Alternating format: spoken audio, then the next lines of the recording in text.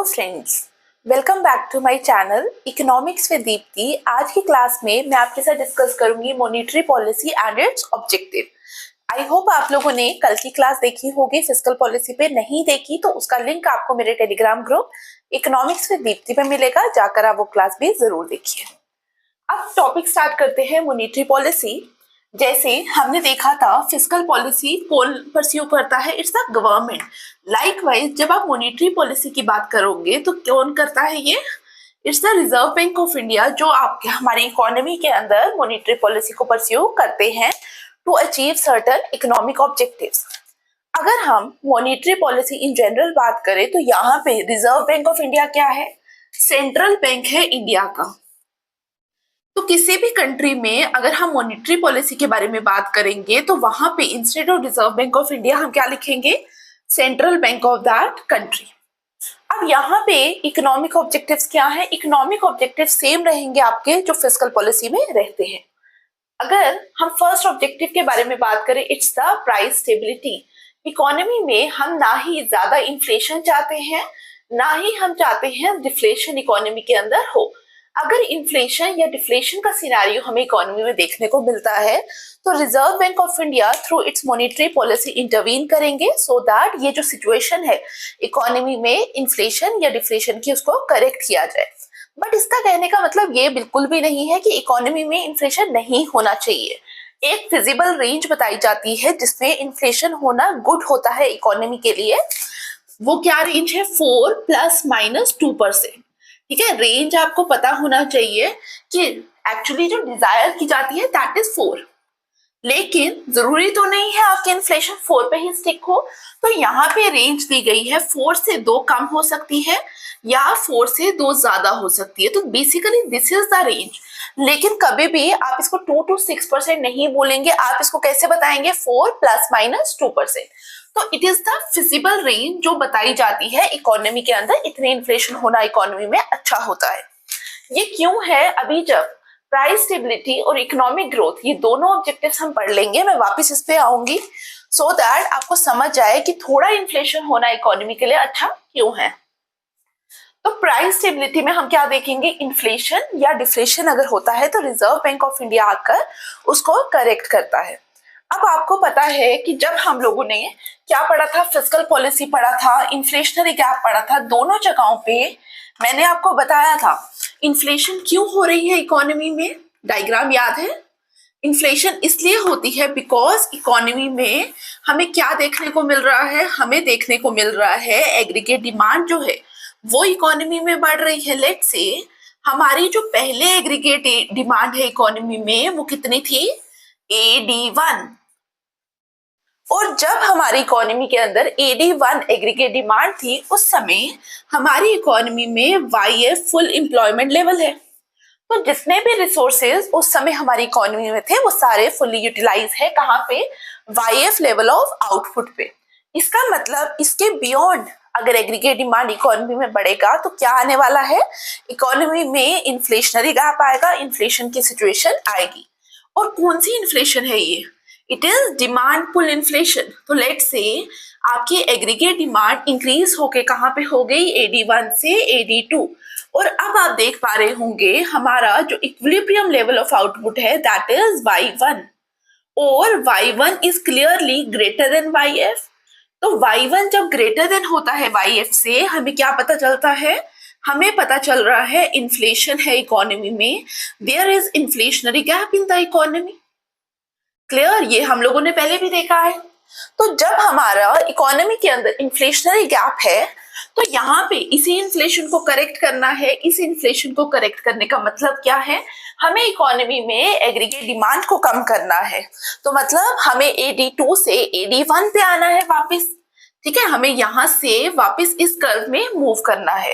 तो aggregate demand क्या होता है, aggregate demand it is equal to C + I + G। तो अगर मुझे एग्रीगेट डिमांड के कंपोनेंट्स को कम करना है, गवर्नमेंट एक्सपेंडिचर को मैं थोड़ी देर के लिए भूल जाती हूँ।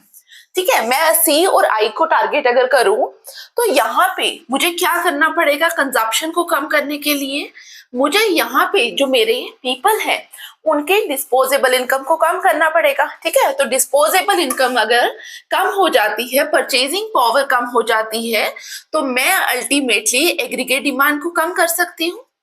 परचेजिंग पावर को कम करना है, तो परचेजिंग पावर को कम करने के लिए मुझे क्या करना पड़ेगा, मुझे ओवरऑल इकोनॉमी में मनी सप्लाई कम करनी पड़ेगी। तो गवर्नमेंट मॉनेटरी अथॉरिटी जो रिजर्व बैंक ऑफ इंडिया है वो क्या करेगी, वो मनी सप्लाई को कम करेगी।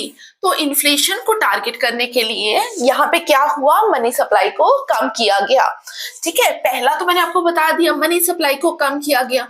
और दूसरा यहाँ पे हम क्या किसको टारगेट करते हैं, it's the rate of interest. तो यहाँ पे मॉनेटरी पॉलिसी पे हम एक मनी सप्लाई को टारगेट करते हैं और एक रेट ऑफ इंटरेस्ट। तो आपको ये समझ आया, अगर मनी सप्लाई कम है इकोनॉमी में तो ऑटोमेटिकली हमारी परचेजिंग पावर कम होगी, जिससे कंजप्शन कम होगा, इन्वेस्टमेंट कम होगा। दूसरा, अगर हम रेट ऑफ इंटरेस्ट के बारे में बात करें, अगर आपको लोन महंगे पे मिलेगा तो अब आप क्या करोगे, अब आप लोन कम लेना स्टार्ट करोगे। तो इसका मतलब अगर रेट ऑफ इंटरेस्ट इकोनॉमी के अंदर बढ़ेगा तो पीपल क्या करेंगे, people are reluctant to take more loans, ठीक है, रिलक्टेंट होंगे लोन लेने के लिए। अब वहां पे हम हाउस होल्ड के बारे में अगर बात करें, वो भी अपनी, अगर उन्हें गाड़ी लेनी थी वो चाहेंगे कि मुझे अगर सस्ते में लोन मिलेगा तब मैं गाड़ी प्रेफर करूं। लाइकवाइज अगर किसी को होम लोन लेना है वो भी क्या करेगा, वो भी लोन तब लेगा जब उसको सस्ते में लोन मिलेगा।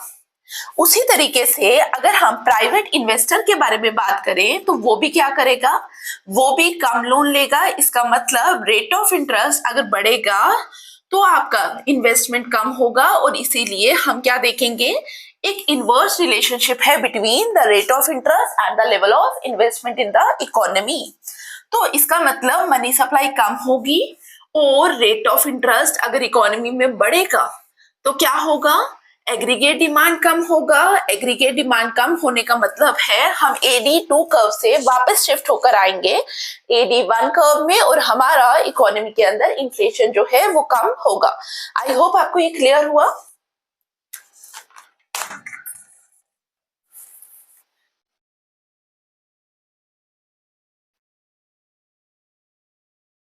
और इसी तरीके से अगर हमें इंस्टेड ऑफ इन्फ्लेशन हमें इकोनॉमी के अंदर डिफ्लेशन दिखे तो हम क्या करेंगे, हमें उस समय इंस्टेड ऑफ एग्रीगेट डिमांड को कम करने के हमें क्या करना पड़ेगा, हमें एग्रीगेट डिमांड को बढ़ाना पड़ेगा इकोनॉमी में। और एग्रीगेट डिमांड कब बढ़ेगी, जब इसका रिवर्स होगा। डिफ्लेशन के केस में क्या होगा, इसका उल्टा, मनी सप्लाई बढ़ेगी सो दैट लोगों के हाथ में पैसा ज्यादा आएगा, लोग ज्यादा कंज्यूम करेंगे, लोग ज्यादा इन्वेस्ट करेंगे, ठीक है। लाइकवाइज हम लोगों को क्या देखने को मिलेगा, रेट ऑफ इंटरेस्ट फॉल करेगा सो दैट लोगों को सस्ते रेट ऑफ इंटरेस्ट के अंदर क्या मिले, लोन मिले। प्राइवेट इन्वेस्टर भी क्या करेगा, लोन लेगा सस्ते रेट ऑफ इंटरेस्ट पे। और जो कंजप्शन करने के लिए लोन ले रहे हैं, चाहे उनको कार लोन लेना है, चाहे उनको होम लोन लेना है, चाहे उनको किसी और रीजन से लोन लेना है, वो भी तब लोन लेंगे जब रेट ऑफ इंटरेस्ट सस्ता होगा, such that aggregate demand increase करे। और ये कौन सा केस है, डिफ्लेशन का, ठीक है। और इसके लिए हम कौन सी डायग्राम बना सकते हैं, डिफ्लेशनरी गैप की। कैसे बनेगी डायग्राम, मैंने आपको बताया हुआ है, जिनको नहीं पता वो देख लीजिए।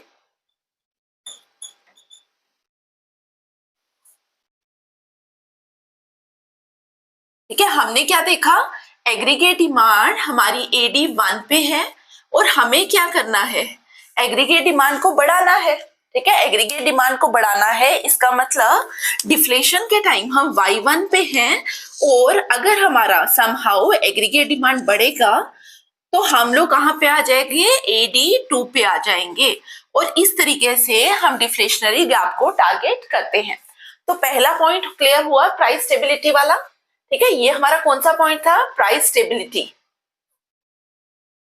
दूसरे पॉइंट पे आते हैं इकोनॉमिक ग्रोथ। देखिए, इकोनॉमिक ग्रोथ के बारे में अगर बात करें तो हम लोगों को क्या दिखेगा इकोनॉमी में, there is deflation in the economy. क्योंकि अगर हमें इकोनॉमिक ग्रोथ को बढ़ाना है, हम चाहते हैं हमारी इकोनॉमी में GDP बढ़े। GDP बढ़ने का मतलब क्या है इकोनॉमी के अंदर प्रोडक्शन बढ़े। सेकेंड पॉइंट के बारे में बात कर रहे हैं, इकोनॉमिक ग्रोथ। तो इकोनॉमिक ग्रोथ बढ़ने का मतलब होता है इकोनॉमी में जीडीपी बढ़े, और जीडीपी बढ़ने का मतलब है प्रोडक्शन इन द इकोनॉमी जो है वो इंक्रीज करे। प्रोडक्शन कब इंक्रीज होगी? जब लोगों के पास पैसा होगा, जब लोगों को इन्वेस्ट करने के लिए सस्ते में पैसा मिलेगा। इसका मतलब यहाँ पे अगर हम इकोनॉमिक ग्रोथ को बढ़ाना चाहते हैं, हमें क्या सिनारियो दिख रहा है? हमें दिख रहा है एक, रेट ऑफ इंटरेस्ट कम हो, number one. Number two, money supply को क्या करना पड़ेगा? बढ़ाना पड़ेगा। मनी सप्लाई को बढ़ाना पड़ेगा सो दैट लोगों के हाथ में ज्यादा पैसा हो। लोगों के हाथ में ज्यादा पैसा होने का मतलब है वो स्टार्ट करेंगे to purchase more and more commodities. ठीक है, आप इसको ऐसे भी लिख सकते हो, मनी सप्लाई अगर हमारी बढ़ेगी ऑटोमेटिकली रेट ऑफ इंटरेस्ट कम होगा। रेट ऑफ इंटरेस्ट कम है तो लोग इन्वेस्ट ज्यादा करेंगे, और इन्वेस्ट ज्यादा करेंगे तो हमारी इकोनॉमी के अंदर प्रोडक्शन ऑटोमेटिकली बढ़ेगा, क्योंकि बिजनेसमैन के साथ ही आप प्रोडक्शन को रिलेट करेंगे। तो ये आपका पॉइंट है किसका? इकोनॉमिक ग्रोथ का। अगर आप इस पॉइंट को और नंबर वन पॉइंट को कंपेयर करें तो आपको एक अजीब चीज यहाँ पे देखने को मिलती है। हमें क्या देखने को मिलता है? हमें ये देखने को मिलता है रिजर्व बैंक ऑफ इंडिया ने अगर इन्फ्लेशन को कम करना है, इन्फ्लेशन को कम करने का मतलब है मनी सप्लाई को कम करना पड़ेगा। लेकिन साइमल्टेनियसली अगर रिजर्व बैंक ऑफ इंडिया चाहते हैं कि मेरा इकोनॉमिक ग्रोथ बढ़े, इन्फ्लेशन को तो हमने कम किया, इकोनॉमिक ग्रोथ बढ़े, तो उसके लिए रिजर्व बैंक ऑफ इंडिया को क्या करना पड़ेगा? मनी सप्लाई को बढ़ाना पड़ेगा। लेकिन यहाँ पे हमें क्या देखने को मिलता है? इन्फ्लेशन को कम करने का मतलब मनी सप्लाई को कम कर रहे हैं, और इकोनॉमिक ग्रोथ को बढ़ाने का मतलब मनी सप्लाई को बढ़ा रहे हैं। मनी सप्लाई कम करना और मनी सप्लाई बढ़ाना। तो यहाँ पे हमें एक बहुत ज्यादा प्रॉब्लमैटिक सिनेरियो देखने को मिलता है while pursuing the monetary policy in the country, कि अगर इन्फ्लेशन को कम करना है तो मनी सप्लाई को कम कर दो, अगर इन्फ्लेशन को बढ़ाना है तो मनी सप्लाई को बढ़ा दो। और यही चीज हमें अभी देखने को मिली 6 दिसंबर को जो मॉनेटरी पॉलिसी कमेटी की मीटिंग हुई। आई होप आप लोगों ने देखा होगा। तो वहां पे हमें क्या देखने को मिला? वहां पे हमें देखने को मिला कंट्री के अंदर इन्फ्लेशन बढ़ रहा है, inflation is increasing in the economy,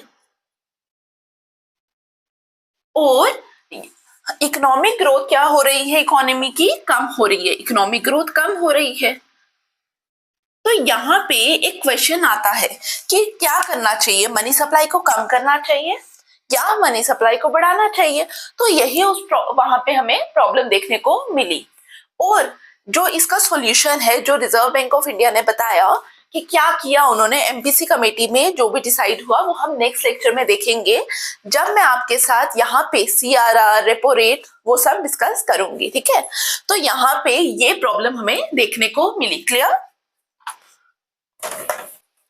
तो पहले दो ऑब्जेक्टिव्स हम लोगों ने डिस्कस किए।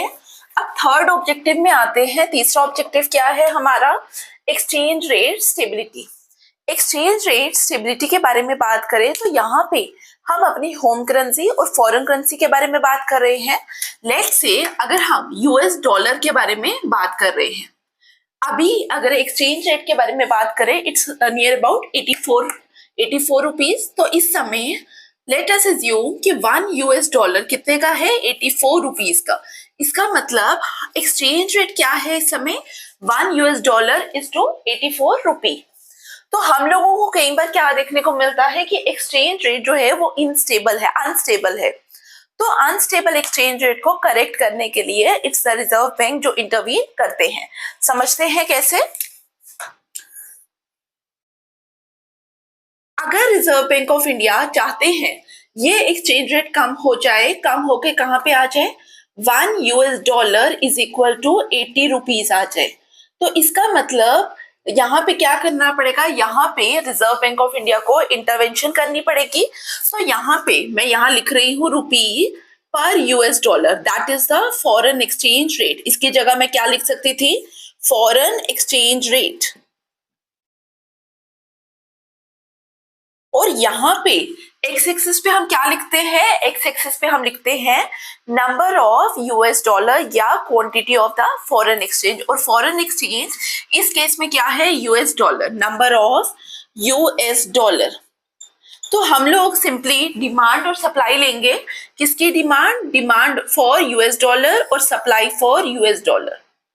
देखिए यूएस डॉलर का प्राइस बढ़ा, इसको मैं ऐसे ले सकती हूँ, यूएस डॉलर का प्राइस तब बढ़ता है, याद रखना, जब डिमांड फॉर यूएस डॉलर क्या होती है, इंक्रीज करती है। लेट्स से अगर मुझे इंपोर्ट करना है तो इंपोर्ट करने के लिए मुझे क्या चाहिए, आई नीड यूएस डॉलर, ठीक है, रुपी में इंपोर्ट नहीं हो पा रहा तो मुझे यूएस डॉलर चाहिए इंपोर्ट करने के लिए। तो मेरी ऑटोमेटिकली इकोनॉमी में क्या हो जाएगी, डिमांड बढ़ेगी, ठीक है। पहले लेट से आपका जो फॉरेन एक्सचेंज रेट था दैट इज 82 रुपीज, लेकिन डिमांड जैसे ही बढ़ी, डिमांड यहाँ से हम कहाँ हो जाएंगे, यहाँ पे। डिमांड के बढ़ने से मतलब हमें इंपोर्ट करने के लिए क्या चाहिए, यूएस डॉलर चाहिए, जिसकी वजह से हम 82 रुपीज की जगह कहाँ पे आ गए, 84 रुपी में आ गए। अब जब 84 रुपी में है तो रिजर्व बैंक ऑफ इंडिया चाहता है कि हमारा फॉरेन एक्सचेंज रेट कम हो जाए, हम लोग चाहते हैं 84 से कम हो जाए। तो यहाँ पे रिजर्व बैंक ऑफ इंडिया को क्या करना पड़ेगा, या डिमांड कम करनी पड़ेगी या सप्लाई को बढ़ाना पड़ेगा। डिमांड कम करेंगे या सप्लाई को बढ़ाएंगे, लेट अस से कि वो सप्लाई को बढ़ा देते हैं। जब वो सप्लाई को बढ़ाएंगे तो हमारी सप्लाई कर्व आगे की तरफ जाएगी, शिफ्ट कर गई, सप्लाई कर्व शिफ्ट कर गई, और सप्लाई कर्व जब शिफ्ट कर रही है तो आप देखिए इक्विलिब्रियम हमारा यहाँ पे आया। लेट से अब जो हमारा एक्सचेंज रेट है वो 81 रुपी है इकोनॉमी के अंदर। तो आप लोगों ने देखा बिकॉज यहाँ पे सप्लाई क्यों बढ़ी, क्योंकि रिजर्व बैंक ऑफ इंडिया के पास जो एक्सेस रिजर्व्स थे, जो फॉरेन रिजर्व्स पड़े हुए थे, उनको उन्होंने मार्केट के अंदर रिलीज किया, जहां से सप्लाई बढ़ गई। और सप्लाई बढ़ते ही क्या हुआ, फॉरेन एक्सचेंज रेट 84 से कहाँ आ गया, 81 पे आ गया। अब हमें ये क्यों चाहिए होती है, क्यों हमें यहाँ पे एक्सचेंज रेट के अंदर स्टेबिलिटी चाहिए होती है, बिकॉज अगर हम फॉरेन एक्सचेंज के बारे में बात करें, फॉरेन एक्सचेंज अगर महंगा है, फॉरेन एक्सचेंज रेट अगर ज्यादा है इकोनॉमी में, तो हमारे लिए क्या हो जाता है, हमारे लिए इंपोर्ट्स ज्यादा हो जाते हैं, इंपोर्ट्स महंगे हो जाते हैं, एक्सपेंसिव। इंपोर्ट्स एक्सपेंसिव होने का मतलब है, पहले अगर हमें यूएस से कोई बैग लेना है, यूएस में उस बैग की कीमत थी $5, तो वो बैग अगर 80 रुपीज के हिसाब से देखें तो वो कितने का होता, इंटू 80, तो 400 रुपए का वो बैग हमें मिल जाता। लेकिन वही बैग अगर हम 84 रुपी के अकॉर्डिंग देखें तो वो बैग कितने का हो गया, $5 इंटू 84, 420 रुपीज का। तो आप लोग देख रहे हैं कि हमने जब एक बैग यूएस से मंगवाया वो हमें सस्ता कब मिला, जब $1 80 रुपए का था। वही बैग जब $1 84 रुपीज का हो गया, वही बैग महंगा हो गया। तो इस केस में इंपोर्ट्स एक्सपेंसिव हो जाते हैं। इंपोर्ट्स एक्सपेंसिव होने का मतलब है हमारे यहाँ पे हमारी डोमेस्टिक इकोनॉमी के अंदर जो लोग हैं उनको अब महंगे में लेना पड़ रहा है, तो स्टैंडर्ड ऑफ लिविंग फॉल करता है इस केस में। दैट्स वाई जो हमारा रिजर्व बैंक ऑफ इंडिया है वो क्या करेगा, वो इंटरवीन करेगा और सप्लाई को बढ़ाएगा। सप्लाई को कैसे बढ़ाएगा, जो उनके पास एक्सेस रिजर्व्स हैं उनको मार्केट के अंदर, इकोनॉमी के अंदर रिलीज करके। क्लियर, यहाँ तक समझ आया। उसी तरीके से कई बार क्या होता है, कई बार जो फॉरेन एक्सचेंज है वो सस्ती हो रही होती है, जैसे रिवर्स हम ले लें, तो रिवर्स लेंगे, पहले 80 का था अब 84 का हो जाएगा। तो उस केस में क्या होता है, उस केस में Reserve Bank of India supply कम करेगा। सप्लाई कम कैसे करेगा, खरीदेगा, फॉरेन एक्सचेंज जो मार्केट में पड़ी है वो खरीदेगा। डायग्राम के थ्रू समझते हैं।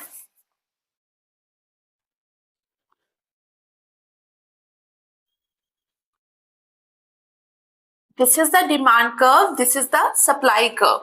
अगर 84 है, सॉरी 80 है, इनिशियली 80 है, but reserve Bank of India चाहते हैं कि अब जो एक्सचेंज रेट है वो बढ़ जाए, तो वो सप्लाई को कम करेंगे। सप्लाई को कम करने का मतलब है अब वो क्या करेंगे, मार्केट में जो यूएस डॉलर अवेलेबल है उसको परचेज करना स्टार्ट करेंगे और सप्लाई कम होके कहाँ हो जाएगी, एस डैश पे। और आप ऑटोमेटिकली देख सकते हैं फॉरेन एक्सचेंज रेट क्या हो गया, बढ़ गया। क्लियर। तो इस तरीके से क्या होता है, अगर इकोनॉमी में रिजर्व बैंक ऑफ इंडिया को लगेगा कि एक्सचेंज रेट अनस्टेबल सिचुएशन में है तो उसको स्टेबलाइज करने के लिए क्या किया जाएगा, बाइंग और सेलिंग ऑफ फॉरेन एक्सचेंज किया जाता है। क्लियर। तो तीसरा पॉइंट भी आई होप आपको क्लियर हुआ होगा। फोर्थ पॉइंट पे आते हैं, increase in the rate of employment.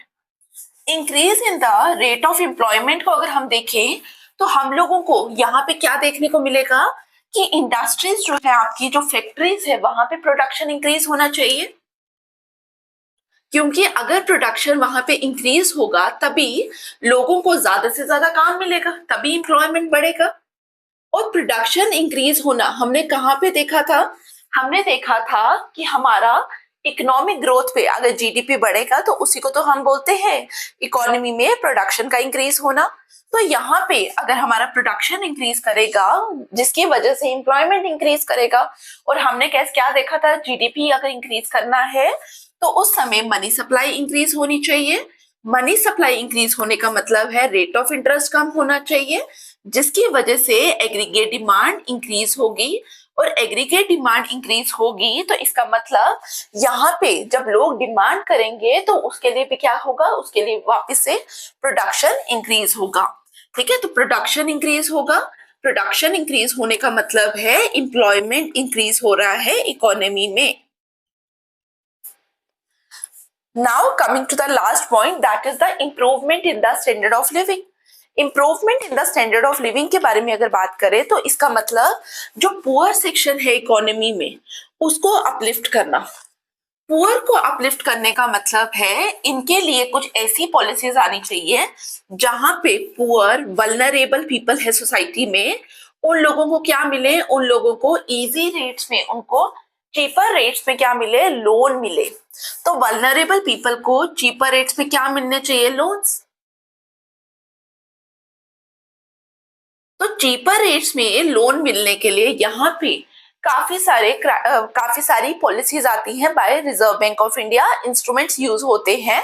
Those instruments are known as qualitative instruments. क्या कहते हैं हम उनको, क्वालिटेटिव इंस्ट्रूमेंट्स, जिसमें हम लोग क्या देखते हैं, मॉरल सुएजन। मैं अलग से कल की क्लास में डिस्कस करूंगी आपके साथ। तो क्या क्या इंस्ट्रूमेंट्स है, moral सुएजन, rationing of credit,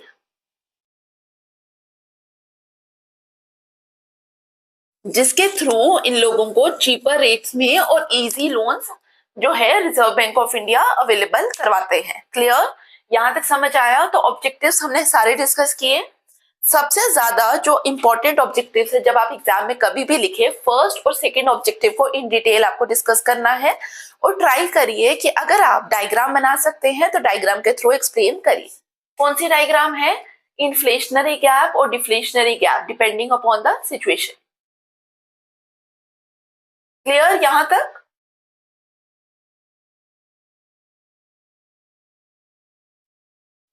I hope आपको आज की क्लास अच्छी लगी। तो क्लास यहीं पे खत्म करती हूँ। Thank you for watching. Thank you.